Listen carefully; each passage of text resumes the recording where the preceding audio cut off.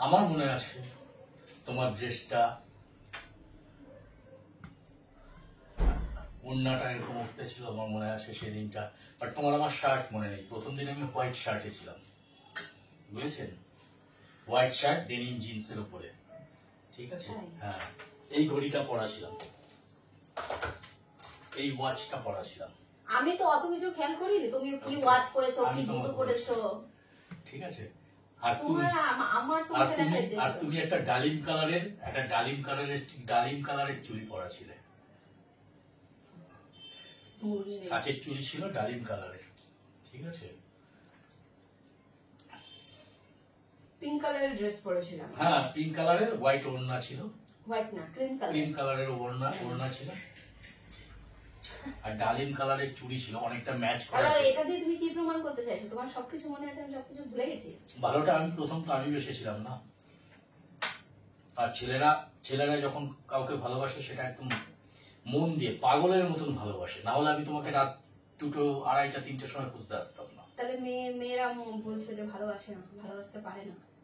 মেয়েরা ভালোবাসতে পারে তো হয়তো বহিঃপ্রকাশটা ছেলেরাই বেশি করে।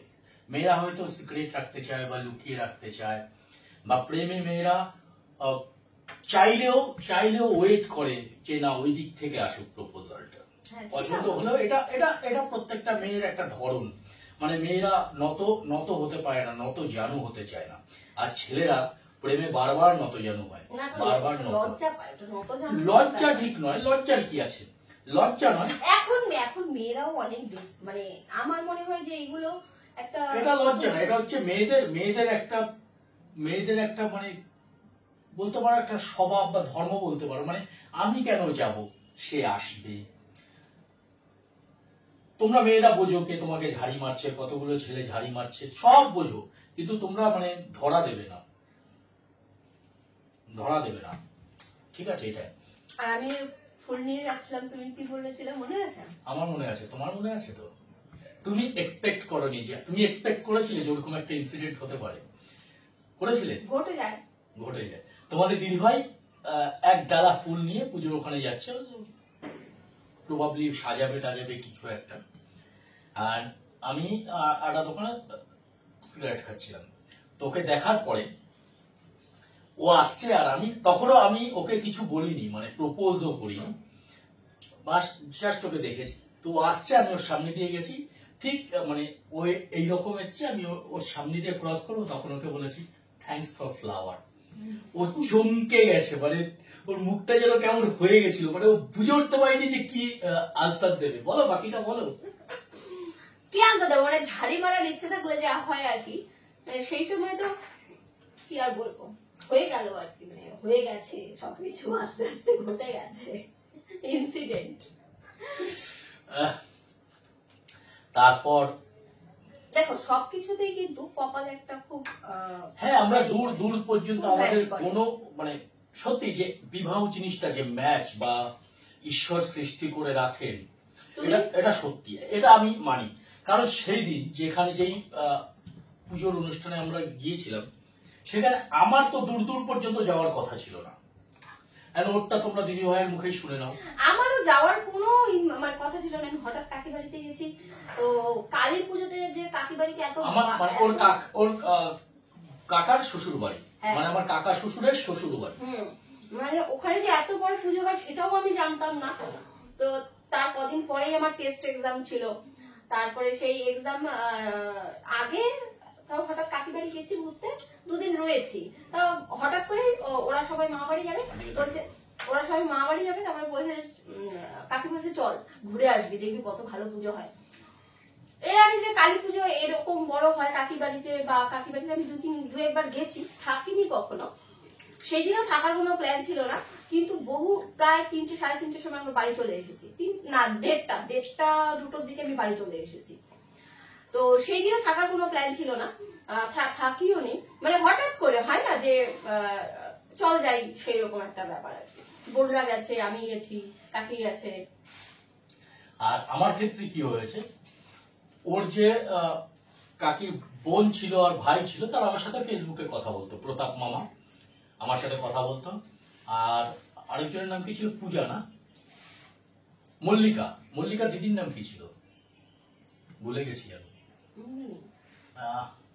যাই হোক, ওদের সাথে আমি ফেসবুকে কথা বলতাম, তো মাঝে মধ্যে আমার সাথে কথা হতো।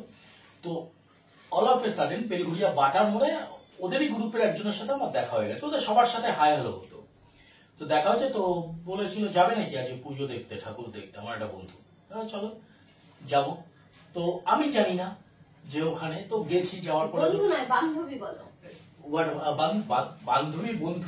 তোমাদের দাদা ভাইকে দেখে আমার ফার্স্ট ইমপ্রেশন খুবই ব্যাড ছিল, মানে যেটা হয় না যে এই একটু অন্য টাইপের, একটু মানে কি বলবো, একটু হয় না যে ব্যাড, মানে ব্যাড এরকম আর কি একটা ইমপ্রেশন ছিল। মানে আমার লুকসটা একটু ব্যাড বয় টাইপের, মানে না লুকস ব্যাড বয়, আমি ভীষণ বেপরোয়া, তো আমি ভীষণ বেপরোয়া ছিলে, এখন তুমি মানুষ হয়েছো। ঠিক আছে, হ্যাঁ বিয়ের আগে ভীষণ বেপরোয়া ছিলাম, আমি ভীষণ রাফ এন্ড টাফ পার্সন ছিলাম, মানে ওই মানে হিরোজম ব্যাপারটা আমার মধ্যে ছিল, মানে সবার থেকে নিজেকে আলাদা করে রাখা, এই জিনিসটা একটু হুমড়ি তুমড়ি করা, মানে এর ঝাড়ি মারা, এই জিনিসগুলো ছিল। এটা আমার স্কুল কলেজ লাইফ থেকেই ছিল। আমি একটু ওই রকম, প্রচুর বন্ধু থাকতো, মারপিট করেছি জীবনে প্রচুর। তো এই ধরনের স্কুলের ব্যাক বেঞ্চাররা কেমন হয়, আমি সেই রকম পার্সন ছিলাম। তো তো ওখানে আমার এক বান্ধবীর সাথে গেছি, যাওয়ার পরে ওকে দেখেছি। তোমার দাদা ভাই তাকানোটা করছো, ও কিন্তু প্রথমদিন দেখেই যে ওকে আমি ঝাড়ি মারছি, মানে ওকে দেখে যে আমি বাইক নিয়ে দাঁড়িয়ে পড়েছি, কয়েক সেকেন্ডের জন্য যে আমি এইভাবে ওকে দেখছিলাম বাইকে বসে, সেটাও ধরতেই পারে। সে তো অনেকেই দেখেছে, সে তো অনেকে দেখে, মানে তোমারও সেই সময়টাই যেরকম সময়, আমারও সেই সময়টাই সময়। তো আমার তাকানোটার মধ্যে হয়তো কিছু একটা স্পেশালিটি ছিল, কোনো স্পেশালিটি ছিল না, কপালে ছিল তাই হয়ে গেছে। আজকে তুমি আমার বউ হয়ে রয়েছো। তো সত্যি মানে ঈশ্বর সম্পর্কগুলো সৃষ্টি করেন, শুধু মেলাবার দায়িত্ব আমাদের উপর ছিল। একদম একদম। কারণ যে সিচুয়েশন ছিল, তারপরে ওর কোনো ফোন নাম্বার নেই, কিচ্ছু নেই, মানুষটাকে চিনি না, মানুষটার নাম জানি না, তারপরে তন্ন তন্ন তন্ন তন্ন করে খুঁজে খুঁজে খুঁজে খুঁজে ফেসবুক পাই, ফেসবুকে ওকে টেক্সট করি, সেই টেক্সটের রিপ্লাই আসে, পরের দিনই আসে, যেহেতু আমার বন্ধুরা আমার ভাইরা সবাই এক্সপেক্ট করেছিল যে টেক্সটের রিপ্লাই আসবে না, যাই হোক পরের দিনই এসছে। আসার পরে তারপরে কথা বলা, বেশ মানে চ্যাটিং করা, মানে কোনো ভয়েস মেসেজ নয়, কোনো ফোনে কথা বলা নয়, চ্যাটিং করা, তারপরে হোয়াটসঅ্যাপ নাম্বার নেওয়া, তারপরে হোয়াটসঅ্যাপে একটা ভয়েস টেক্সট করেছিলাম পরে ফার্স্ট টাইম, সেই টেক্সট শুনে ওর প্রেমে পড়ে যাওয়া, আমার প্রেমে, মানে হয় না পটানোর ইচ্ছা থাকলে তো অন্যরকম ভাবে, হ্যালো না এইরকম না, হ্যালো আমি কি তোমার সাথে একটু কথা বলতে পারি, তাই তো। সেদিন তোমার এই ফ্ল্যাটে গৃহপ্রবেশ ছিল, এবার আমার ফ্ল্যাটে গৃহপ্রবেশ ছিল, সেদিন নয় তার আগের দিন রাতে, তখন ওর হোয়াটসঅ্যাপ নাম্বারটা আমার কাছে রয়েছে। তো তার আগের দিন রাতে আমি গেছি হচ্ছে ফ্ল্যাটের জন্য, ইট আর বালি যজ্ঞের জন্য লাগে, ইট আর বালি চুরি করতে। নর্মালি কি হয়, 10টা ইট আর একটুখানি বালি আমি কোথা থেকে কিনতে যাবো, অত রাতে 10টা সাড়ে 10টা বাজে। তো আমি এখানে থাকে না, লোকের বাড়ির সামনে ইট আর বালি পড়ে থাকে। তো আমি আর আমার এক মাস্তাতো ভাই, মানে যেই ভাইয়ের জন্য ওকে আবার খুঁজে পাওয়া, মানে খুলে বলি, আমার এক মাস্তাতো ভাই কালী পুজোর দিন রাতে এসেছিল। তো আমি যখন ওকে দেখে ঘুরে ফুরে বন্ধুদের সাথে পার্টি করে ভোর 2-2-2:30টার সময় বাড়িতে গেছি, তখন আমি মামা বাড়ি থাকি বেলঘরিয়াতে। তো ও আমার বিছানাতে বেডে শুয়ে আছে। তো ওকে আমি বললাম কখন এসছিস, তো বললো এই তো আসলাম। আমি গল্প করতে করতে, তারপরে যাই হোক, তোমরা লাভ স্টোরিতে শুনেছো যে দাদা ভাই আমাকে বলছে, দাদা তুই যদি কাউকে বিয়ে করিস সুন্দরী দেখে বিয়ে করবি, হ্যান ত্যান। তো ওখান থেকে তো নর্মালি কি হয়, ওর ক্ষেত্রে যেটা হয়েছে, আমি ওকে দেখেছি, ঝাড়ি মেরেছি, কোনো কথা হয়নি, কিছু হয়নি। তো আমি নর্মালি রাস্তায় তো কত হাজার মেয়ের সাথে ঝাড়ি মারা হয়, দেখা হয়। তো সেই রকমই একটা ক্যাজুয়াল মিটিং ছিল ওর সাথে আমার, ভুলে তারপরে আর বাড়ি চলে এসেছি, পার্টি ফার্টি করে এসে শুয়েছি। হঠাৎ আমার ভাই ওর ব্যাপারে আমাকে বলেছে, মানে ওর ব্যাপারে আমার ভাই আমাকে জিজ্ঞেস করেছে, মানে হঠাৎ একটা কথা হতে হতে বলছে, দাদা তুই যদি কাউকে বিয়ে করিস সুন্দর দেখে বিয়ে করবি, বৌদিটা না সুন্দর হয়। তো আমি তখন ওকে বলেছি, ভাই ভাই দাঁড়া দাঁড়া দাঁড়া দাঁড়া, আছে না 4-5টা মেয়ে দেখেছি, দাঁড়া তার মধ্যে একটা কোথায় যেন দেখলাম ভীষণ সুন্দর। তো এই বলতে বলতে ভাই বলে, কোথায় কোথায় কোথায়, বললাম দাঁড়া খোঁজ নি, ওখানে যাব। তো কোথাও কিছু পেলাম না, একে ফোন করলাম, ওকে ফোন করলাম, ওর ব্যাপারে কিছু জানতে পারলাম না। তারপরে ওখান থেকে প্রায় 25 মিনিট, 20 মিনিট, 25 মিনিট, আধা ঘন্টার মতন বাইক চালিয়ে ওই পুজো যেখানে হয়েছে সেখানে গিয়েছি। রাত 2:30 পৌনে 3টের সময় গিয়ে দেখি মানে ওখানে কেউ নেই, মানে পুরো প্যান্ডেল খালি। তাহলে কি 3:30টার সময়, 2:30টার সময় কেউ থাকে না? এবার নর্মালি আমি কি এক্সপেক্ট করে, আমি তো জানি না যে অন্য পাড়ার অন্য জায়গায় থাকে, ওখানে বেড়াতে গেছে। আমি জানি যে নর্মালি পাড়া পুজো হলে তো অনেক রাত পর্যন্ত, কালী পুজোর যজ্ঞ পুজো দেখার জন্য অনেক রাত পর্যন্ত থাকে। তো এবার ভাই বলেছে না, অনেক রাত পর্যন্ত থাকে। তো আমি খুঁজতে গেছি, খুঁজতে গিয়ে ওকে পাইনি, দেখি কেউ নেই, দুজন মাতাল স্টেজে শুয়ে আছে। যাই হোক, এদিক খুঁজে খুঁজে বেড়াচ্ছি, তখন ভাই বলে কি, দাঁড়া দাঁড়া দাঁড়া দাঁড়া, এক কাজ কর, মেয়েটা তোকে দেখেছে? আমি বলে হ্যাঁ। কথা হয়েছে? কথা হয়নি, কিন্তু দেখেছে। বলে তাহলে এক কাজ কর, চল এখানে গান করতে করতে যাই, যদি তোর প্রতি ইন্টারেস্ট থাকে তাহলে হয়তো জানলায় বা গ্রিলে আসতে পারে। তো যেটা হয় তখন, উঠতি বয়স, ডানা গজিয়েছে, উড়ছি এইভাবে পাখা মেলে। তো তখন ওই পুরো গলিটা, মানে ওই এরিয়াতে যত রাস্তা রয়েছে, ডান দিক বাঁ দিক, অলি গলি, সব গলিতে একটাই গান, রাত্রি রাঙিনায় যদি খোলা জানালায় একবার একবার যদি সে দাঁড়ায়, এই গানটা গাইছি আর ঘুরছি। একটা বেড়ালও উকি মারেনি আমাদের দিকে, কুকুর বিড়াল কেউ উকি মারেনি। আর আমার সবাই তোমাদের ভেবেছে যে মানে খেয়ে দিয়ে তোমরা রাস্তাঘাটে, আর বেড়াল পর্যন্ত উকি মারেনি, তো প্রেমিকা কি উকি মারবে? অনেক প্রেমিকা হয়নি সদ্য, আমি শুধু প্রেমে হাবুডুবু খাচ্ছি। প্রেমে হাবুডুবু খাইনি, মানে ভাই বলার পরে তখন না, তখন প্রেমে পড়ছি না, হাতছাড়া করতে দেওয়া যাবে না। যাই হোক, তো সেই ভাই, এবার আসি যজ্ঞের কথা, মানে ও কিভাবে আমার প্রেমে পড়লো। তো যজ্ঞের দিন বাড়ি প্রায় অনেকদিন পরে হোয়াটসঅ্যাপে কথা বলার অনেকদিন, না হোয়াটসঅ্যাপে কথা বলার অনেকদিন পরে নয়, আমি বলছি। তো ওকে আমি একদিন হোয়াটসঅ্যাপে, ফেসবুকে কথা হয়েছে 8-10 দিন।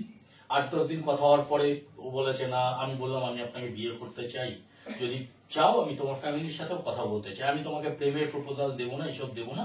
তোমাকে পছন্দ হয়েছে, আমার বাড়ির থেকে মেয়ে খুঁজছে, তুমি যদি চাও তোমার ফ্যামিলির সাথে আমার ফ্যামিলিকে কথা বলিয়ে দিতে পারি। তো যেটা নর্মালি হয়, পাত্তা পাত্তা আমাকে দিচ্ছে না, খুব ভাও খাচ্ছে, আর পড়াশোনা আছে, এক্সাম আছে। তো আমি বললাম ঠিক আছে, আমি তোমাকে না একবার সামনে দিয়ে দেখতে চাই, মানে আমি কনফার্ম করতে চাইছি যে আমি পুজোতে যাকে দেখেছি, তখন হয়তো যাই না কিসের ঘোরে আমি দেখেছি, একবার আমি সামনে দিয়ে একবার দেখতে চাই। তো বলছে না, কাকা দিয়ে আসে, বাবা জ্যাঠা দাদা যাই হোক, তখন গল্প দিয়ে যাচ্ছে আমাকে। আমি তো বুঝতে পারছি গল্প। তারপরে আমি ওকে একদিন বললাম যে তুমি যখন এক্সাম দিতে যাবে বা টিউশনে যাবে, আমাকে বলো, আমি তোমার সাথে রাস্তায় কথা বলবো না, আমি রাস্তায় গিয়ে দাঁড়াবো, তুমি শুধু হেঁটে চলে যাও, আমি তোমাকে ওটুকুই দেখবো। তারপরে বললো ভেবে দেখছি। ভেবে দেখা হয়ে গেল। ভেবে দেখার পরে যাই হোক, তারপর আর কোনো গল্প নেই, আর কিছু, মানে এবার ও আসেনি। আমি বললাম না, বাও দেওয়া যাবে না। তা আমি চুপ হয়ে গেছি। আমি চুপ হয়ে যাওয়ার পরে অনেকদিন হয়ে গেছে না, তারপরে যখন আসেনি, যখন দেখার পর তারপরে আমাকে বলেছে, টেক্সট করে বলছে না আমি আপনার সাথে দেখা করতে পারবো না ওইভাবে। তা আমি বললাম ঠিক আছে, তোমার যদি কখনো মনে হয় যে তুমি আমার সাথে দেখা করতে চাও বা তোমার ফ্যামিলির সাথে আমাকে কথা বলিয়ে দিতে চাও, তাহলে তোমার জন্য আমার দরজা সবসময় খোলা রয়েছে। আমি কিন্তু আগাগোড়াই একটা কথা বলেছি যে আমি প্রেম করে বিয়ে করব না, মানে প্রেম করে বিয়ে করব না, আমি পালিয়ে গিয়ে বিয়ে করব না, এটা আমি বড়। আর আমার ভীষণ ইচ্ছে ছিল পালিয়ে বিয়ে করার, ভীষণ ইচ্ছে ছিল, মানে আমার স্বপ্ন, মানে আমার জীবনে আমি যত স্বপ্ন দেখেছি, ব্যাড বয়দের ইমপ্রেশন যেরকম হয়, আমি যত স্বপ্ন দেখেছি সব স্বপ্ন আমি নিজে সাকার করার চেষ্টা করেছি। তবে এটা কিন্তু ঠিক, তোমাদের দাদা ভাই বিয়ের আগে যেসব কথাগুলো আমাকে দিয়েছে, কোনো কথা মিথ্যে ছিল না। যেগুলো ও চেঞ্জ করার প্রয়োজন মনে হয়েছে, মানে আমি বলেছি চেঞ্জ করতে, সেগুলো বেশিরভাগই ও চেঞ্জ করেছে। কিন্তু যেটা আমি চেঞ্জ করতে পারিনি সেটা হচ্ছে খেলাটা। তারপর মানে ক্রিকেট ফুটবল খেলা মাঠে। তারপরে ওকে আমি হোয়াটসঅ্যাপে বলে দিলাম যে তোমার যদি কখনো মনে হয় তুমি আমার সাথে দেখা করবে বা তোমার ফ্যামিলির সাথে আমাকে কথা বলিয়ে দেবে, তো এনি টাইম তুমি আমার সাথে কন্ট্যাক্ট করতে পারো বা তোমার জন্য আমার দরজা খোলা রয়েছে। তারপরে আমি আর ওকে হাই হ্যালো করি না। তারপর আমার গৃহপ্রবেশ ছিল, সেই গৃহপ্রবেশে ইট আর বালি চুরি করতে গেছি। সেই সময় সেটা প্রায় 15-20 দিন পর, মানে আমাদের মধ্যে কোনো কানেকশন নেই, কোনো কথাবার্তা নেই। সো 15-20 দিন পরে ও আমাকে একটা টেক্সট করেছে, হাই কি করছে। তো আমি মানে ইট বালি চুরি করতে গিয়ে মানে ব্যাগে করে এতটাই বিজি ছিলাম যে আমি ওকে টাইপ করতে পারিনি। তো ওকে আমি রিপ্লাই দিয়েছিলাম যে ইট আর বালি চুরি করতে এসছি, এটুকুই। এবার এবার ওর মধ্যে সেটা কিভাবে সেই টেক্সটটা পৌঁছিয়েছে বা ও কিভাবে শুনেছে, আমার ভয়েসটা ঠিক এইরকমই ছিল। বলো। মানে হয় না যে একটা ম্যাচিউর ব্যাপার, সেই রকমই লেগেছে আমার। মানে ভয়েসটা একটা এরকম ভাবে আমাকে ইমপ্রেশন দিল, মানে মনে হলো যে না এই লোকটার সাথে যাওয়া যায়।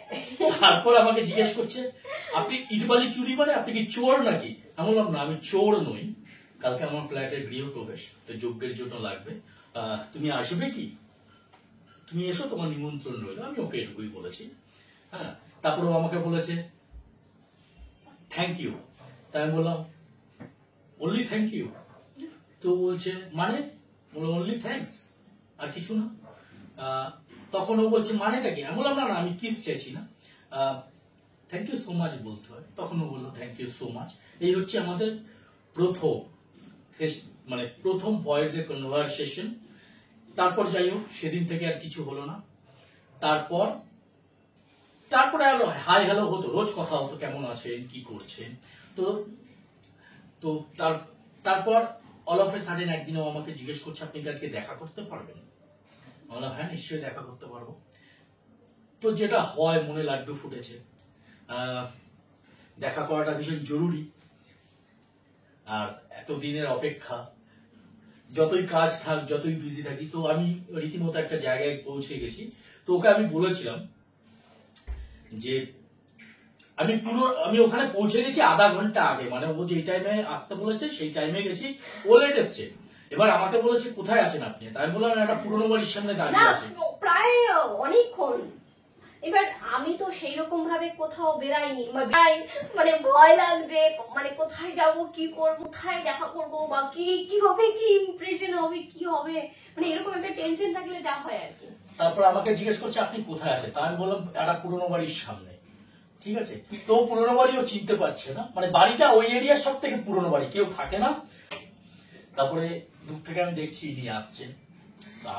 আমার চোখ, মানে আমি যেই মানুষটাকে প্রথম দিন দেখেছি, তো সেই মানুষটাকে আমি আমার চোখের মধ্যে ধরে রেখেছি। ওকে দূর থেকে, মানে লাইট পোস্টের লাইট গুলো দিয়ে না, সেই আলোতে দেখছি উনি আসছে। আমি ভীষণ খুশি। তো আসা মাত্রই আমি বাইক নিয়েছিলাম, তো আমাকে বলছে তাড়াতাড়ি তাড়াতাড়ি চলুন, এখানে দাঁড়ানো যাবে না। আমি বাইকে করে শ্যাট করে বেরিয়ে গেলাম, গিয়ে চলে গেলাম। সেই মানে হয় না যে প্রথমবার একটা যেটা হয় আর কি নরমালি। তারপর আসার মাত্রে আমরা একটা জায়গায় গেলাম যেখানে ওকে কেউ দেখতে পারবে না। মানে আমার প্রবলেম নেই, আমাকে দেখলেও আমার কিছু যায় আসে না, মানে পিয়া কিয়া তো ঢান্ডা কিয়া। কিন্তু ওর ক্ষেত্রে ভীষণ প্রবলেম ছিল, বাড়ির লোক দেখে। কিন্তু কি কপালের কপাল, গেছি সেই আগরপাড়া থেকে ঘুরে, ঘোলা থেকে ঘুরে সোদপুর হয়ে বেলঘড়িয়া।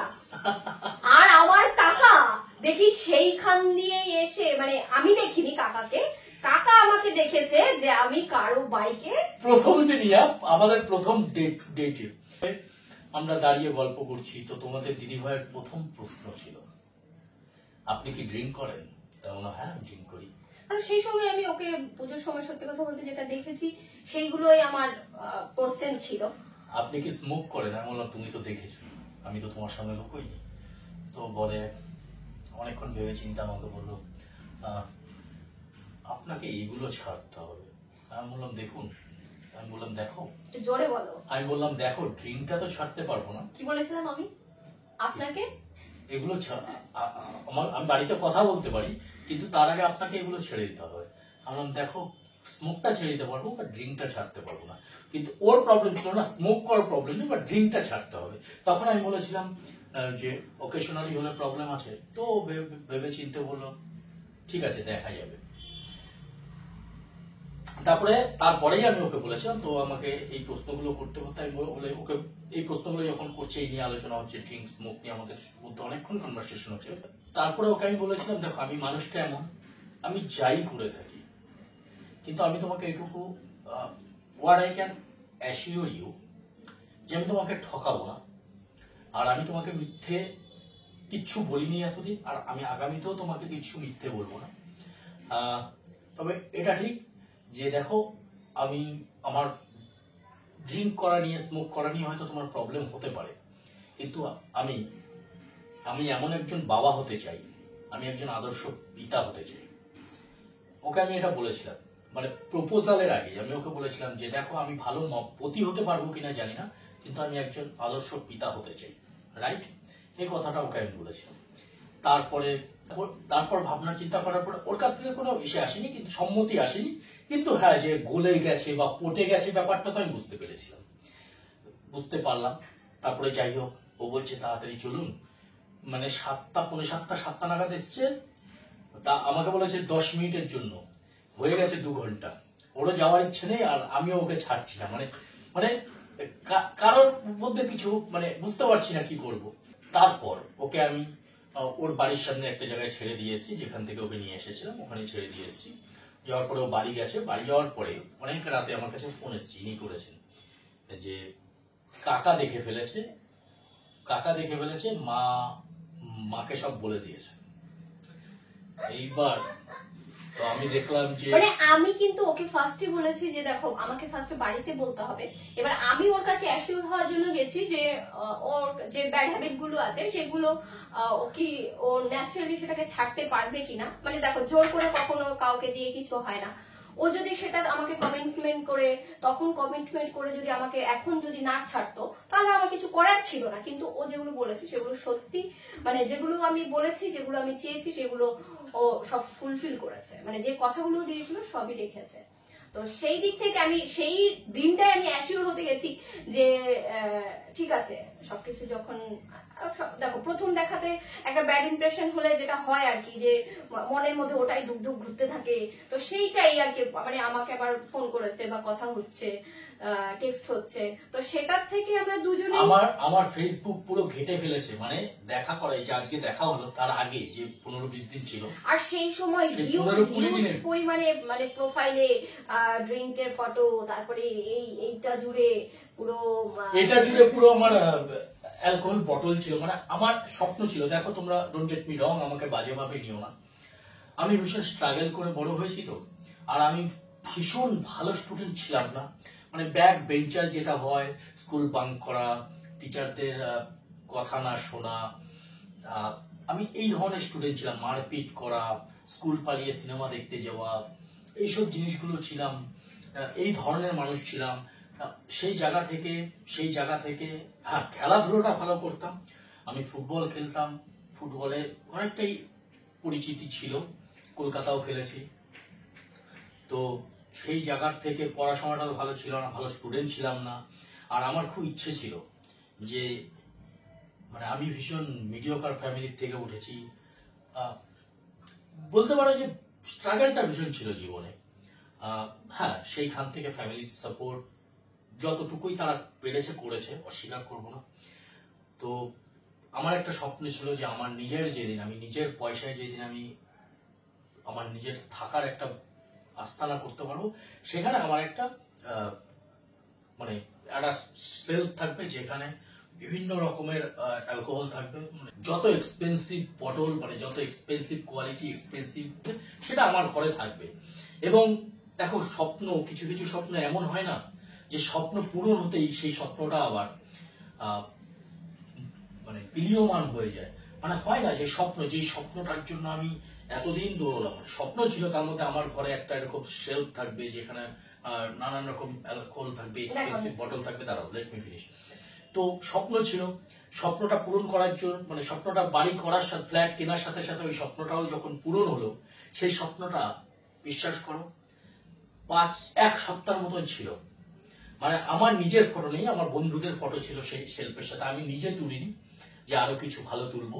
সেই সময় তোমাদের দিদিভাইয়ের সাথে দেখা, তারপরে ওর এটা ভীষণ মানে এইটার বিরোধিতা করেছিল, ওর এটা পছন্দই ছিল না। ওয়ান অফ দ্য রিজন ছিল যে আমার সাথে তোমার সম্পর্ক হলে এটাকে খুলে দিতে হবে। তো আমি ওকে অনেকভাবে চেষ্টা করেছি, দেখো আমি খাবো না, আমি খাবো না, বাট আমি রাখি, এটা আমার ড্রিঙ্ক। এই যে গ্লাসগুলো দেখতে পাচ্ছ, তখন এগুলো গ্লাস ছিল না, এই পুরোটা জুড়ে অ্যালকোহলের বটল ছিল। তো আমি বলেছিলাম যে আমি খাবো না, বাট এটা আমার স্বপ্ন, এটা আমার ইচ্ছে। তো কিছু স্বপ্ন হয় না, কিছু মুহূর্তের জন্যই থাকে, তারপরে সেগুলো বিলুপ্ত হয়ে যায়। তো এটা একটা স্বপ্ন, আমার জীবনের যে স্বপ্নটাকে আমি কয়েক দিন বা কয়েক ঘন্টাই দেখেছি, তারপরে আমাকে সেটাকে ফেলে দিতে হয়েছে। হয়তো ভালোবাসার কাছে অনেক কিছুই ফেলে দিতে হয়, বা অনেক কিছুই নত হতে হয়। আমি এমন একটা মানুষ, প্রেমিকরা এমন হয় যে ভীষণ নত যেন হয়। তো আমিও সেই রকমই একজন প্রেমিক, যে আমার প্রেমের সামনে আমি বারবার ঝুঁকেছি। তো দেখো, নর্মালি আমাদের একটা কি ইমপ্রেশন থাকে, ঘরে আমার দরজার বরাবর একটা হচ্ছে এই জিনিসটা। তো নর্মালি ধরো আমার বাড়ি থেকে লোক আসছে, আমার বাড়ি ছাড়ো যে কোনো লোক আসছে, সে ঢুকেই যদি দেখো, তোমার স্বপ্নটা তোমার জায়গায়, কিন্তু একটা মেন্টালিটি, একটা তুমি social আমার mentality একটা জীবনে আলাদা তুমি জায়গা। না আসলে এটাকে আমি জীবনেও সরাতাম না। শুধু তুমি, মানে আমি তোমাকে ভালোবেসেছি বলে, আমি তোমাকে কথা সেটা তো আমি বলছি, দিয়েছি আমি বলে, কথা দিচ্ছি। আর তারপরে তুমি আমাকে বলেছিলে যে আমার কোনো প্রবলেম নেই, তোমাদের দিদিভাই বলেছিল আমার কোনো প্রবলেম নেই, কিন্তু আগামীতে আমাদের একটা বেবি হবে, তার মধ্যে কি ইম্প্যাক্ট পড়বে। যখন এই কথাটা বলেছে, তখন আমি রিয়ালাইজ করেছি সত্যি ও রাইট। তারপর যাই হোক, এবার আসি যে ওর বাড়িতে দেখে নিয়েছে, দেখে নেওয়ার পরে ওকে বকাবকি করেছে ভীষণ। আর ওর কাকা বলেছে যে কি একটা লিচ্ছা লাফাঙ্গা ছেলের সাথে ঘুরছে, যেমন হয়, মানে দোষটা ওরও নয়। যদি কোনো মেয়ের বাবা দেখে যে জিন্সটা এইরকম, জামাটা এইরকম, আর একটা ছেলে সাথে আমার মেয়ে ঘুরছে, তো ভাববেই না যে ছেলেটা একটু লুচ্ছা লাফাঙ্গা টাইপের। আর আমার না না, কাকার ততক্ষণে অলমোস্ট, মানে আমাকে দেখার পরে অলমোস্ট ততক্ষণে খবর নেওয়া হয়ে গেছে যে তুমি কোথায় বাড়ি, কোথায় কি, কোথায়, কারণ কাকার সাথে তুমি, ওর ওই কাকার সাথেই আমি পার্টি করেছিলাম। না না না না, দেখেছিল হচ্ছে আমার সেজো কাকা। আচ্ছা, যাই হোক, আর ইসে করেছিল হচ্ছে সেজু কাকার পরের জনের সাথে। আচ্ছা, তো ওর আবার আমার এক কাকা শ্বশুরের সাথে আমি আবার পার্টিও করেছি, মানে ড্রিঙ্ক ফ্রিঙ্কও করেছিলাম ওই পুজোর দিন, যেদিন ওকে ফার্স্ট দেখি। আর যে দেখেছে সে হচ্ছে অন্য কাকা। তো ওর বাড়িতে গিয়ে বলেছে স্মৃতিকে দেখলাম একটা লুচ্ছা লাফাঙ্গা ছেলের সাথে ঘুরতেছে। যাই হোক, তো ওর বাড়ি থেকে বলেছে যে তোর সম্বন্ধে এরকম কিছু শুনিনি, তুই এসব কি করছিস, এতদিন তুই শুনিনি কিছু, হঠাৎ এগুলো কি হলো তোর। আর আমার কাকাদের দেখো, আমার যেহেতু বাবা নেই, আমার কাকারাই হচ্ছে আমার ছোটবেলা থেকে বলতে পারো যে আমার মা ভীষণ স্ট্রাগল করেছে, তার মধ্যে আমার কাকারাও ছিল যে আমাদের ভালোভাবে বাবা নেই সেটা বুঝতে দেয়নি কোনোদিনও। তো সেক্ষেত্রে আমার মা যেটা না বলতো, মানে না শুনতাম, আমার কাকারা বলে সেটা আমি সবসময় বেশি শুনতাম, বা শুনতে হতো বা শুনতাম। এটা একটা হয় না যে ন্যাচারাল, যে কাকার বাবা না থাকলে, মানে বাবার জায়গাটায় কাকাদের বসিয়েছি। তো সেই জায়গা থেকে কাকারা যেটা বলেছে সেটাই সবসময় শুনেছি বা করেছি, ভালো লেগেছে। এইবার আমি দেখছি যে না, এতে ডাল গলবে না, আমাকে অন্য কিছু উপায় বার করতে হবে। বিশেষ করে আমার ছোট কাকা আমার ফ্যামিলিতে যে ডিসিশন দেয় সেই ডিসিশনটা আমরা সবাই মেনে নিই। সবার জায়গাটা তৈরি করেছে কাকা। তো সব দিক থেকে বলতে গেলে সবার আগে ভয় ছিল ছোট কাকা কি বলবে, এরকম একটা ব্যাপার।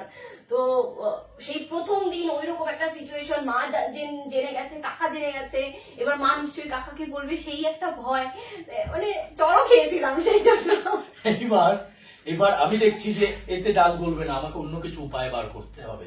তো আমি তখন সেই প্রতাপ মামার, মানে যার বাড়িতে গিয়েছিলাম কালী পুজোর দিন, মানে ওর কাকির, মানে আমার কাকা শ্বশুরের শালা, মানে মামা ডাকতো। তো সেই প্রতাপকে আমি মামা ডাকতাম না, তখন আমি প্রতাপ বলেই ডাকতাম, পরে মামা ডেকেছি। তো সেই প্রতাপকে ফোন করেছে, বললাম প্রতাপ এমন এমন এমন এমন। তো প্রতাপ জানতো বিষয়টা, কারণ প্রতাপকে আমি জিজ্ঞেস করেছিলাম যে কালী পুজোর মেয়েটা কে তোমাদের, তখন ও আমাকে বলেছিল আমাদের রিলেটিভ। তো সেখান থেকেই ফেসবুক নাম্বার পাওয়া, ফেসবুক আইডি ফাইডি পাওয়া, প্রতাপের থেকে ওর ফেসবুকটা পাই, ফোনে যোগাযোগ করে। মামা না থাকলে এটা কখনোই সম্ভব ছিল না, কিন্তু মামা এখন আর বেঁচে নেই। তো প্রতাপ মামা আমাদের মধ্যে আর নেই। তো প্রতাপ মামা যেখানেই থাকুক, তার আত্মার শান্তি কামনা করি। তো এবার প্রতাপ মামাকে ফোন করে বললাম, প্রতাপ মামা যে এরকম স্মৃতির বাড়ি থেকে এরকম বলছে তুমি আমার একটা উপকার করে দাও। তো প্রতাপ মামা বলছে তোমার উপকার তো আমি কালী পুজোর থেকেই করে দিচ্ছি। কারণ কালী পুজোর দিনই প্রতাপ মামাকে জিজ্ঞেস করেছিলাম রাত্রেবেলা ফোন করে যে তোমাদের ওখানে একটা মেয়ে দেখেছি স্টেজে বসা ছিল এরকম এরকম দেখতে। তো বললো অনেক মেয়ে ছিল, কোনটা?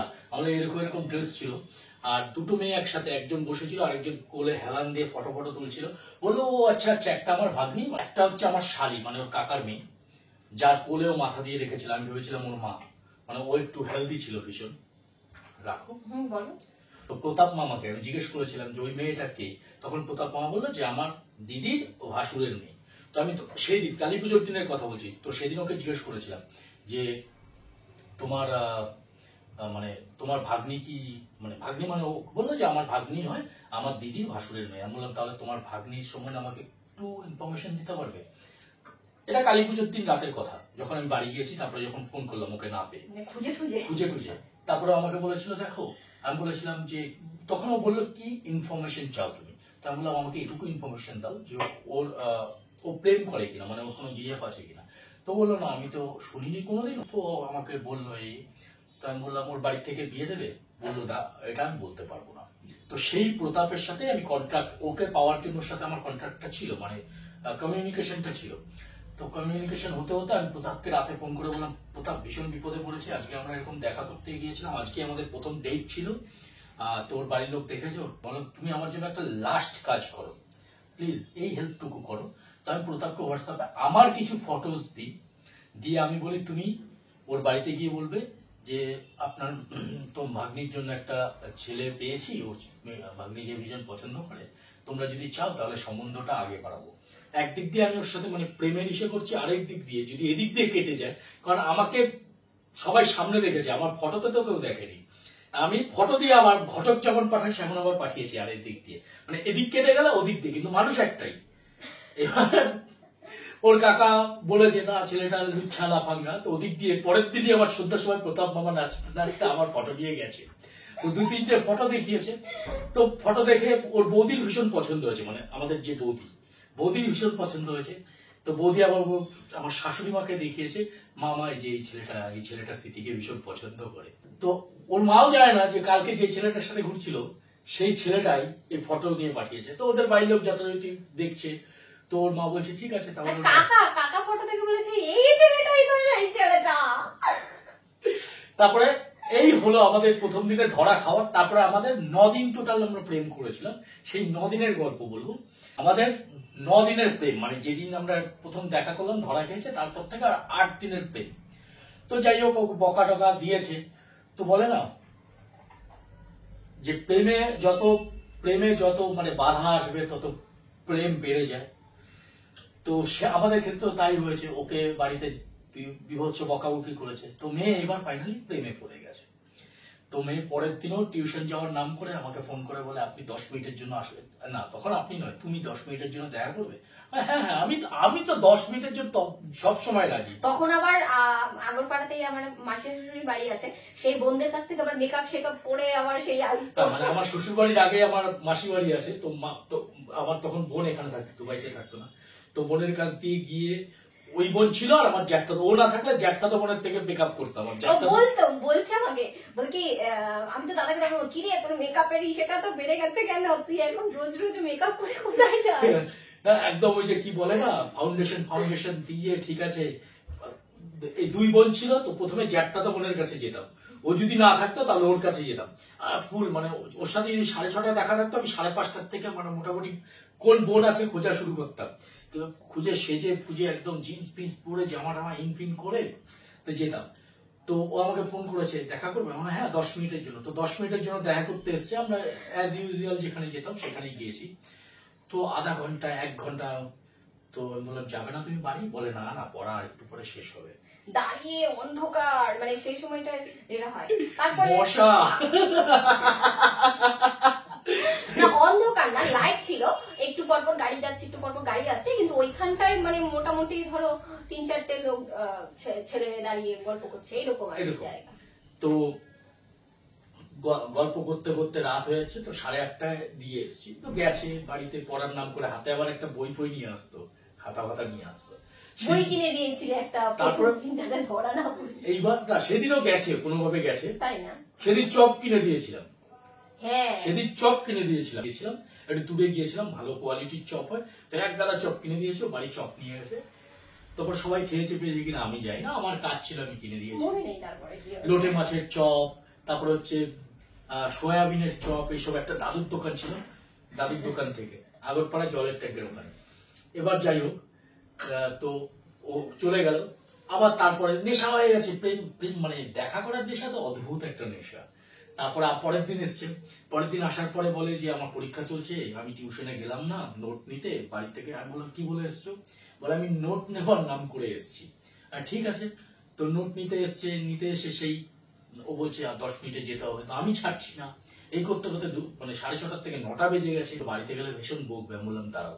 তো যেতে যেতে বাইকে যেতে যেতে একটা মেলা চলছিল রাস্তার পাশে, ছোটখাটো মেলা, যেখানে ওই ছোটখাটো ওই হয় না যে ঘোড়ার মতন ঘোরে দোলনাগুলো, তারপরে এরকম দোলনা ওইসব চলছিল। তো ওখানে গিয়ে জিলেপি কিনে জিলেপি খেয়েছি কিছু। জিলেপি খাওয়ার পরে দেখি কি একটা বুক শপ, তো বুক শপ মানে বুকের স্টল দিয়েছে। তো ওই স্টলে গেছি, গিয়ে দেখি কি ডিকশনারি রয়েছে, ইংলিশ টু বেঙ্গলি আর বেঙ্গলি। আচ্ছা, আমার কাছে এখন ওটা হ্যাঁ, দেখবে দাদা, তুমি কথা বলে আমি নিয়ে আসছি। নিয়ে আসি ডিকশনারিটা। সব স্মৃতির মানে প্রেম সত্যি একটা অদ্ভুত জিনিস, মানে প্রেমের স্মৃতি একটা বড় অদ্ভুত স্মৃতি, দেখো রেখে দিয়েছে। তো এই দেখো, এটা এটা আমার বেশিরভাগ সময় খেয়াল করবে, এই হচ্ছে সেই বিখ্যাত ডিকশনারি, যেটা এটা নরমালি কি হয় বলতো, আমি আমার ওইখানে রেখে দিই, এটা দেখলে আমার মনে পড়ে। হ্যাঁ, এবার এই ডিকশনারিটা কিনে দিয়ে বলেছিলাম যে এটা বাড়ি নিয়ে যাবে, মা যদি বলবে ডিকশনারি স্যার ডিকশনারি কিনতে বলেছে, তো খুঁজতে খুঁজতে রাত হয়ে গেছে, তো এটা দিয়েছি, গেছে। তো যাওয়ার পরে ফোন করলাম রাতে ফ্ল্যাটে এসে, আমি রাত 10টা 10:30 সব ঠিক আছে তো? বলে হ্যাঁ সব ঠিক আছে। যাই হোক, তারপরে ওকে নিয়ে ঘুরতে বেরিয়েছি, ঘুরতে হেলমেট ছাড়া, পুলিশে ধরেছে। তো ওকে দিতে যাচ্ছি বাড়ি, তখন রাত 9টা বাজে, তো পুলিশে ধরেছে। পুলিশে ধরার পরে সব ডকুমেন্ট চাইছে, দিলাম, ডকুমেন্ট ঠিক ছিল না। তার আগে ওই দিন আমরা ফ্ল্যাটে এসেছিলাম। হ্যাঁ, ওই দিন আমি ফ্ল্যাটে এসেছিলাম, ও বলে চলো আমার ফ্ল্যাটটা তোমাকে দেখিয়ে নিয়ে আসি। তো বৌদিদের আবার মানে নিচে আমাদের এক দাদা বৌদি আছে, তো ওই দাদা আমার বন্ধু, হ্যাঁ, তো সনদ আর সনতের বউ এসেছিল, আর ও এসেছিল, ওকে নিয়ে এসেছি। তো প্রথম যাদের দেখাই সেটা হচ্ছে সনত আর সনতের বউকে আমি দেখাই। হ্যাঁ, তো ফ্ল্যাটে আমি ফ্ল্যাট দেখে গেছি, মানে হয় না যে বাড়ি থেকে রাজি হবে নাকি সেই রকম একটা ব্যাপার। এবার বাড়িতে তখন কথাবার্তা চলছে যে এখানে আসবে, দেখবে। তো সেক্ষেত্রে আমরা পিসি আর আমার কাকা বলছে না আমরা আগে গিয়ে দেখে আসি, তারপরে যদি মনে হয় যে না আমরা সবাইকে দেখাবো, তবে আমরা গিয়ে সবাইকে দেখাবো, মানে সবাইকে নিয়ে আসবো। তো সেক্ষেত্রে ও বললো যে ঠিক আছে। এবার ওর বাড়ি থেকেও তো একটা আছে যে না মেয়ে বাড়ি থেকে কেন আগে দেখতে আসবে, এরকমটা হয়। এটা হয়েছে আমার বাড়ি থেকে, যে মেয়ের বাড়ি থেকে কেন আসবে, আগে ছেলের বাড়ির লোক যায়। কিন্তু ও কিন্তু সেটা পার্সোনালি করে, মানে দাদা বৌদিকে দেখে। আমার পিসি এসেছিল, আর হচ্ছে আমার কাকা এসেছিল, আর আমি এসেছিলাম। তো 3জন এসে, তো হয় না একটা নর্মালি দেখবে একটা কনসেপ্ট থাকে যে সাহারা কিট্টি হয়, তো সেই ব্যাপারটা আমাদের বাড়িতেও ছিল যে না কেমন হবে বা কি হবে। আর নর্মালি দেখবে একটা দেখে শুনে বিয়ে যেটা হয়, যে সবসময় একটা বাবা মা বা একটা ফ্যামিলি চায় যাতে আমার মেয়েটা ভালো থাকে, সুখে থাকে, কিন্তু প্রথম দেখে তো সেটা বুঝতে পারে না বা বোঝা যায় না। তো সেক্ষেত্রে আমার বাড়ির থেকেও সেই একই চিন্তা ছিল। তো নর্মালি যেটা হয়, তো বাড়িঘর দেখে বা ফ্ল্যাট দেখে, বাড়িঘর বলতে ফ্ল্যাট, তো ফ্ল্যাট দেখে তখন যেটা হলো যে না ঠিক আছে, বাড়িঘর দেখে তো আমার পিসি বলে যে না বাড়িঘর দেখে তো মনে হয় না কিপটে, ঠিক আছে দেখা যাক। তো তারপরে আমার বাড়ি থেকে এলো বাড়িতে দেখতে, না না তারপরে তোমাদের আমরা ওই আমি পিসি আর কাকা এসে ফ্ল্যাট দেখে গেছি, তারপর আমার বাড়ি থেকে তোমাদের বাড়ি থেকে লোক গেছিল, তারপর ওদের বাড়ি থেকে আমাকে ডেকেছে। এবার তার আগে মানে সব আসার আগে ওর মার সাথে একদিন ফোনে আমি কল করেছি, তো বললো মায়ের সাথে একটু কথা বলবে। তো আমার মায়ের সাথে কথাটা তো বলেছি, কাকিমা কি করছেন, কেমন আছেন, কি রান্না করেছেন। তো ওনার সাথে কথা বলার পরে তো বলেছে মা কেমন লাগলো কথা বলে। তোর মা মানে আমার শাশুড়ি মা বলেছিল দুষ্টু লোকের মিষ্টি কথা, সেটা আবার ও আমাকে বলে দিয়েছে। যাই হোক, মানে এটা হয় মাথা খারাপ হয়ে যাচ্ছে যে কিভাবে শাশুড়ি মা আমাকে এইভাবে বলে দিল, মানে শাশুড়ি হয়নি এখনো, আমি বিয়ে যদি করি, আর মানে অদ্ভুত হিসেব। তা যাই হোক, ওদের বাড়ি থেকে আমাদের ডাকলো, আমরা গেছি, আমিও চলে যাব, আমার জয়েনিং রয়েছে, আমি চলে যাব। 4-5 দিন রয়েছে, তো প্রত্যেক দিন তো আর সবাইকে নিয়ে দেখানো সম্ভব না। তা আমি ওদের বললাম, দেখুন আমার বাড়ি, আমার ফ্যামিলি অনেক বড়, আমার বাড়ি থেকে সবাই আসবে, একসাথে এসে আমরা আপনার মেয়েকে দেখে যাবো। তো ওর বাড়ির লোক বললো ঠিক আছে। তো আমরা গেছি,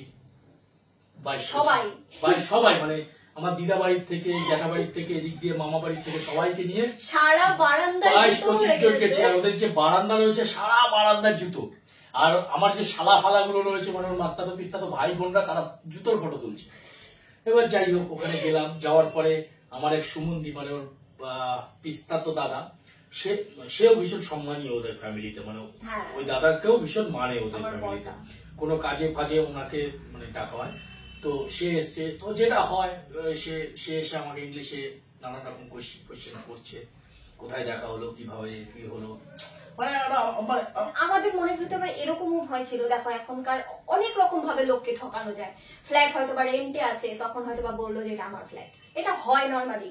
এটা আমি এখনো মাঝে মাঝে দেখি যে গ্রামের দিকে বিয়ে হয়, সেক্ষেত্রে বা শহরের দিকেই বলো, যে সবকিছু হয়তো বা কখনো দেখো এটা পুরো টোটালি প্রথমত লাকের উপরে, তারপর সেকেন্ডলি হচ্ছে দেখেই যখন হচ্ছে তখন সবকিছুই দেখে হওয়াটা ভালো। তো আমাদের বাড়ির দিক থেকে, শুধু আমাদের না, প্রত্যেকটা মেয়ে বাড়ির দিক থেকে ছেলে বাড়িকে যাচাই করে নেওয়া উচিত, ছেলে বাড়ির দিক থেকেও মেয়ে বাড়িকে যাচাই করে নেওয়া উচিত। ছিল না আমার প্রতি ভরসা, না ভরসা আমার থাকলেও আমার বাড়ির লোকের সেটা দেখো, আমি যেটা ভালো মনে করব সেই সময়ে দাঁড়িয়ে সেটা আমার বাড়ির কাছে ভালো নাও হতে পারে। তাই তো আমি তো প্রথম তোমাকে এই ভয়ে পাত্তাই দিইনি।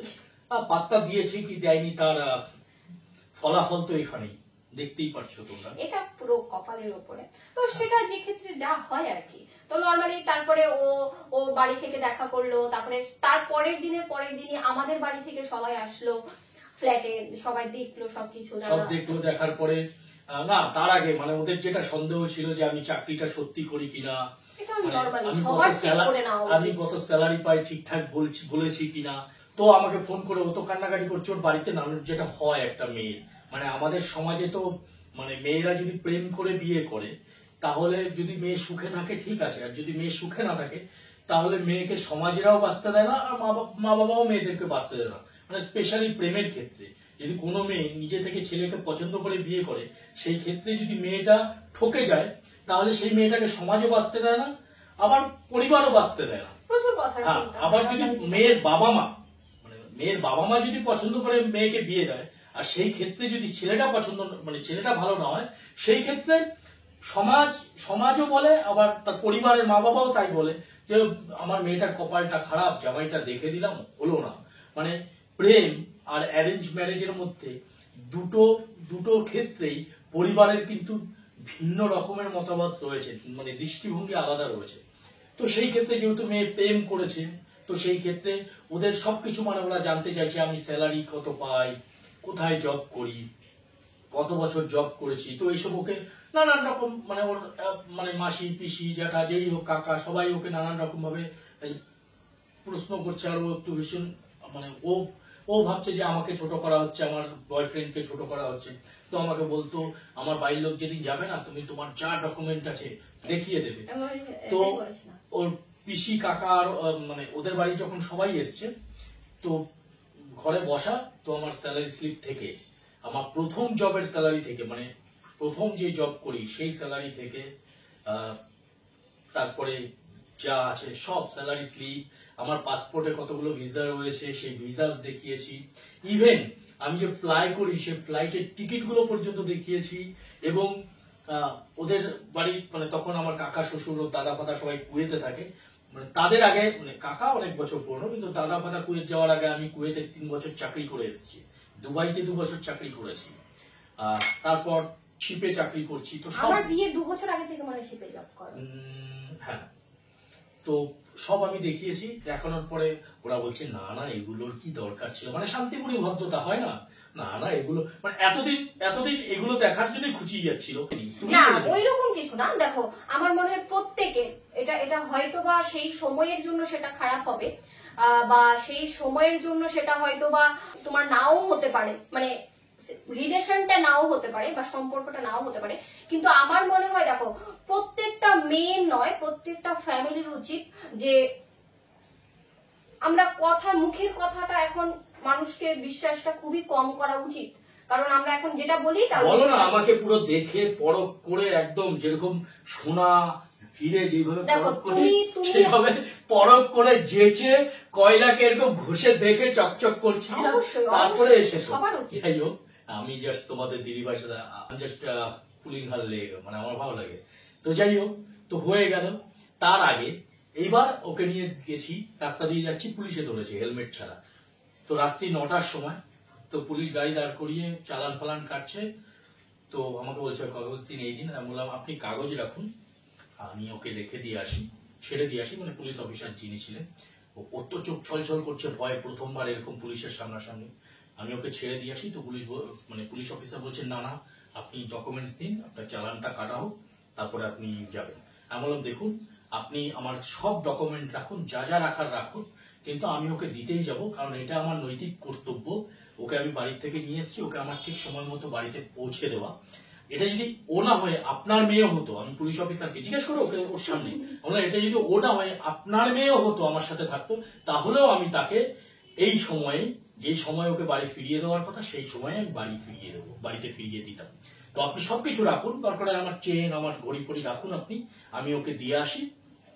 তারপরে আপনার যা চালান কাটার, যা যা ফাইন করার, যা যা পেনাল্টি আপনি করবেন। তো উনি শুনে বলে না না ঠিক আছে ঠিক আছে, ওকে ডকুমেন্টস গুলো, যে সিভিক গুলো, তখন সিভিক ফিভিক ছিল না, সাথে কিছু চেলা চামুন্ডা থাকতো। তো বলছে না না, ওনাকে দিয়ে দিন, ছেড়ে দিন। তাও কি বললো, যাও যাও ভাই যাও। হ্যাঁ, তো উনি ভীষণ সেন্টিমেন্টাল হয়ে, মানে ভীষণ ইমোশনাল হয়ে গিয়ে বলে না না তুমি যাও তুমি যাও। তারপরে ছেড়ে দিয়েছে। যাই হোক, এবার 8 দিনের প্রেম, মানে বেশি দিন তো নেই, 8 দিনের মধ্যে তো আমাদের প্রেমটাকে তো, ওকে তো আমার দেখাতে হবে আমি কতটা ভালোবাসি, আশিক দিওয়ানা। তো আমাকে একদিন ফোনে বলছে, জান, আমি বললাম তুমি তোমার ফেভারিট সিনেমা কি? তো বলছে আমি সিনেমাই দেখিনি আজ পর্যন্ত কোনো। তো আমি কি বলো? তো আমার ইচ্ছে যে আমি ওকে জীবনে প্রথম সিনেমা দেখাবো, ওর জীবনে এটা সাক্ষী করে রাখবো, মানে আমার এটা ইচ্ছে ছিল যে ওর জীবনের প্রথম মুহূর্ত, সিনেমা দেখার মুহূর্তটা আমার সাথে থাকবে, সেটা সাক্ষী হয়ে থাকবে। তো যাই না, সেটা হয়েছিল, আমরা আমাদের বাড়ি থেকে, দুবারি থেকে দেখা হয়ে গেছিল, তারপরে হ্যাঁ, তারপরে দুবারি থেকে, তো দুবারি গল্প তো হয়ে গেল। দুবারি থেকে দেখা হওয়ার পরে আমরা খুব বেশি সময় পাইনি, কারণ ও চলে যাওয়ার পরে তারপরে আমার হলুদ হয়েছিল 1 বছর প্রায়, মানে ও আসার আগে অব্দি, ও চলে যাওয়ার পরে তারপরে আমার আমাদের 2 বাড়ি দেখা হওয়ার পরে সেদিনই আমাদের বিয়ে ঠিক হয়ে যায়। এবার বিয়েটা ঠিক হয়ে যাওয়ার পরে, বিয়েটা ঠিক হয়ে যায় মানে আমি যখন আবার চাকরির থেকে ফিরবো 8 মাস পরে, তখন আমাদের বিয়ে হবে। তো বিয়ে ঠিক হয়ে গেছে, মানে বিয়ের যে পাকা কথাবার্তা, উলু ফুলু জোকার পোকার দেওয়া, সেগুলো হয়ে গেছে। তো ওকে আমি ফোন করে ওকে জিজ্ঞেস করেছি সিনেমার কথা, তো বললো। তেমন ঠিক আছে, আমার একটা ভীষণ ইচ্ছে যে আমি আমার প্রেমিকা হোক বা ওয়াইফ হোক, সে জীবনে যেটা দেখেনি সেটা সাক্ষী হওয়ার। তো যাই হোক, সিনেমা দেখতে গেছি, তো লেট হয়ে গেছে, গিয়ে কোনো শো চলছে না, অলরেডি শো স্টার্ট হয়ে গেছে। তো আমরা কি সিনেমা দেখতে গিয়েছিলাম?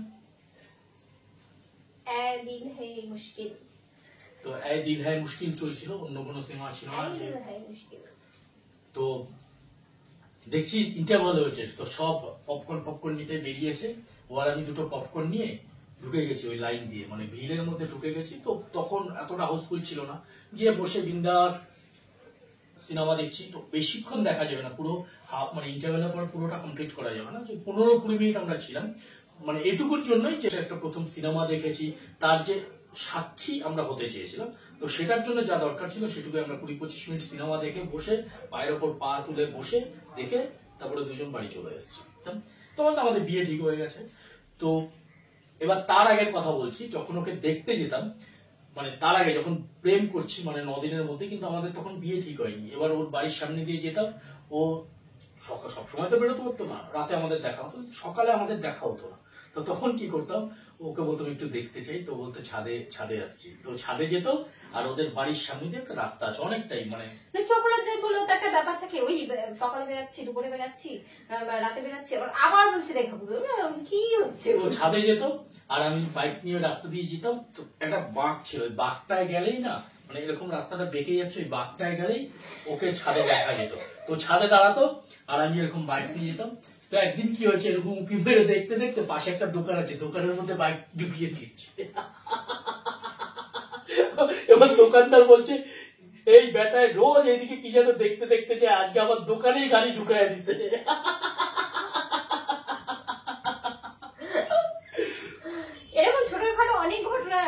সময় বাদ পড়ে গেছে, সেগুলো আমার পরে অন্য একদিন শোনাবো। অন্য একদিন শোনাবো। তো এই হচ্ছে আমাদের প্রেমের কাহিনী। তারপরে ও চলে যায় ডিউটিতে, তারপরে আমি চলে গেলাম বাইরে। তারপরে বাইরে আমাদের বিয়ে হয়েছিল অগাস্ট 16, 2017। তো বিয়ের আগে মানে আমি আসবো হচ্ছে 10 দিন আগে, মানে অগাস্টের 4-5 তারিখে আমি আসবো। ঠিক তার 10 দিন আগে ওর বাইক অ্যাক্সিডেন্ট হয়। হ্যাঁ, ওর বাইক অ্যাক্সিডেন্ট হয় এবং ভয়ানক অ্যাক্সিডেন্ট, মানে আমি ফোনে যেটুকু শুনেছি আইসিইউতেও ছিল। তো মানে ওটা 10-15 দিন আগে, মানে আমি আসার মানে বিয়ের 1 মাস আগে ধরো।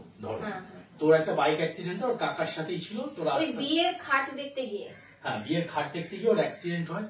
তো ভীষণ ও জেনিতে, আমাদের রক্তলা জেনিতে আইসিইউতে রয়েছে। আমার কাছে ফোন এসছে যে এরকম এরকম হয়েছে। তো আমি ভীষণ টেনশনে রয়েছি। তো তখন ভাই ছিল, আমার ভাই ছিল এখানে, তোরা যাতায়াত করতো। তখন ওর ছোট কাকা, সেজো কাকা সবাই ছিলেন এখানে। তো সবাই তারা যথেষ্ট ওর জন্য দৌড়াদৌড়ি করেছেন। তো যাই হোক, ঠাকুরের আশীর্বাদে ও সেই রকম গুরুতর কিছু হয়নি, বাট ভীষণ মাইনর একটা চোট ছিল, সেগুলো ওভারকাম করে ও বেরিয়ে এসছে। তারপরে আমি আসলাম, আসার পরে তারপরে সেই গায়ে হলুদ, জোকার, আর 15 আগস্টে স্বাধীনতার সাথে সাথে 16 আগস্ট আমার স্বাধীনতাটাও চলে গেল।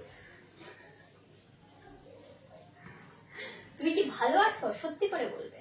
আমি ভীষণ সুখে আছি, ভীষণ সুখে, মন থেকে একদম। নাহলে তুমি বোঝো না, দেখে চকচক করছে গালটা। খেলতে খেলতে গেলেই মনটা চকচকে হয়ে যায়, খেলতে না দিতে মানে বললেই আবার মুখটা অন্যরকম হয়ে যায়। এটা হচ্ছে এখনকার 8 বছরের আমাদের এক্সপেরিয়েন্স, মানে আমার এক্সপেরিয়েন্স। 8 বছর হয়নি এখনো। এই তো এই বছরই 8 বছর হবে, মানে অগাস্টে। অগাস্ট আসতে এখনো 8 মাস বাকি। ওই সেটাই 7+। 7+, 7 বছর 7+। তো 7 বছর 7.5 বছর আমাদের প্রেম চলছে, মানে প্রেম বিয়ে চলছে। তো এই নিয়েই চলছে সংসার। আর একটা কথা সত্যি, আমার ভীষণ ইচ্ছে ছিল পালিয়ে বিয়ে করার, কিন্তু তিনি পালাতে রাজি হলেন না। বলছে না, বাড়ির থেকে মেনে নিলে বিয়ে করবো, নাহলে করবো না। তো আমরা মানে প্রত্যেকটা প্রেম জানো তো হারিয়ে যায় হয়তো, মানে পরিবারের অবহেলায়। অনেক চেষ্টা করেছে, অনেক লড়েছে যে বাড়ির লোক যাতে মানে, যাতে আমাদের বিয়েটা সম্পূর্ণ হয়, বিয়েটা পর্যন্ত যাতে যায়। তো সেইভাবে ভীষণ মানে সাকসেসফুল হয়েছে। শুধু বারবার বলতো তোমার বাড়ির লোক যদি রাজি না হয় তাহলে তুমি কি করবে, আমাকে ছেড়ে চলে যাবে? আমি দেখো রাজি হবে না সেটা, কিন্তু যেই অবধি রাজি না হয় সেই অবধি আমি ওয়েট করব। তো ও কনভিন্স করতে সক্ষম হয়েছে, কনভিন্স করেছেও, না হলে পালাতে হতো, লাস্টে হয়তো না। সেটা দেখো, সেটা তোমারও হয়তো বা সবকিছু দেখে, বা আমাদের বাড়ি থেকে যেসব একটা মেয়ে বিয়ে দিতে হলে যেগুলো চায় সেগুলো হয়তো বা সবকিছু ছিল, অথবা দেখা গেল যে তুমি সেই সময়টা যেগুলো বলেছো সেগুলো ফলস ছিল, তো সেক্ষেত্রেও তো পসিবল না। আমি যদি তোমাকে মিথ্যে বলতাম, ফলস থাকতো, তাহলে সেই ক্ষেত্রে এটা জাস্টিফাই যে হ্যাঁ তুমি বেরিয়ে গেছো। আমি তোমায় কোনো কিছু লুকোইনি, আমাদের যা বলেছি, আমিও ফার্স্ট থেকে কিছু লুকাইনি, যা বলেছি আমি তোমাকে সবকিছু, মানে আমার স্কুল লাইফ, কলেজ লাইফ থেকে শুরু করে, লাস্ট বেঞ্চে বসা থেকে শুরু করে, এক্সামের কপি করা থেকে শুরু করে, ইচ এন্ড এভরিথিং আমি তোমার সাথে শেয়ার করেছি। আমি কিছু মিথ্যে কথা বলিনি। আর তারপর ও অনেক খুঁজে, ও এমন নয় যে পরখ করেনি, যাচাই করে দেখেনি। ও আমার মানে সবকিছু যাচাই করে দেখে তারপরে আমার জীবনে এসছে। একদম কয়লাকে এরকম ঘষে দেখেছে চকচক করছে কিনা। হ্যাঁ, অফ কোর্স। শুধু আমি কেন, আমার বাড়ির লোকও লোহাকে সেটাকে গলিয়ে দেখেছে যে লোহা তরল হচ্ছে কিনা, সোনাকে গলিয়ে দেখেছে যে সোনার গোল্ডেন কালারটা আছে শোনো, কিনা। এত কিছুর পরেও যে আমাদের বিয়েটা হয়েছে, এই তো চললো 8 বছর কাটিয়ে দিলাম। এবার 8 বছর করতে করতে এই জন্ম চলে যাবে, তারপরে 7 জন্মের জন্য আমাদের আবার অপেক্ষা থাকবে। অপেক্ষা, প্রতীক্ষা সবকিছুই। হ্যাঁ, তোমাদের দিদিভাইকে আমি 7 জন্মের জন্য চাই। মাঝে মধ্যে একটু পেছনে লাগি, ভালো লাগে। বিয়ে সংসারে যদি মানে সমস্যাই না থাকে, প্রবলেমই না থাকে, তাহলে সেটা কিসের সংসার, তাহলে সেটা কিসের বিয়ে? তো মাঝে মধ্যে প্রবলেম ক্রিয়েটও করতে হয়, সলভও করতে হয়, নতও হতে হয়, প্রেমও করতে হয়, ভালোবাসাও পরিবেশন করতে হয়। সবকিছু মিলিয়ে একটা সংসার, আর আমরা দুজনে ঠিক সেটাই করছি। চলো, টাটা। ভালো লাগলে কমেন্ট করে জানিও। আমার প্রেম করার স্টাইলটা, মানে 9 দিনে যেই মানুষটা আমাকে পাত্তা দিল না, তাকে 9 দিনে প্রেম করে তাকে বিয়ের পরিণতিতে নিয়ে গেছি। মানে জানিও যে আমাদের প্রেম কাহিনী কেমন লাগলো তোমাদের। চলো, টাটা, বাই বাই।